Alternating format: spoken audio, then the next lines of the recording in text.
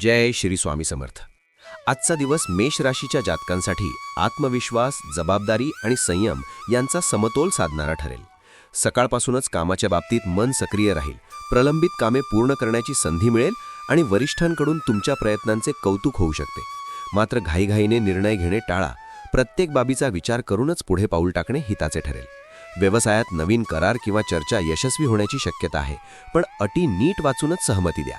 आर्थिक बाबतीत आजचा दिवस मध्यम फलदायी आहे. उत्पन्न स्थिर राहील, मात्र अनावश्यक खर्च वाढू शकतो.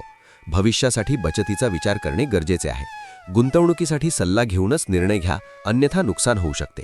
कुटुंबातील एखाद्या सदस्यासाठी खर्च करावा लागू शकतो, पण तो आवश्यक आणि योग्य ठरेल. नातेसंबंधांच्या दृष्टीने आजचा दिवस संवेदनशील आहे. जोडीदाराशी संवाद साधताना शब्दांची निवड काळजीपूर्वक करा. गैरसमज टाळण्यासाठी स्पष्टपणे बोलणे फायदेशीर ठरेल.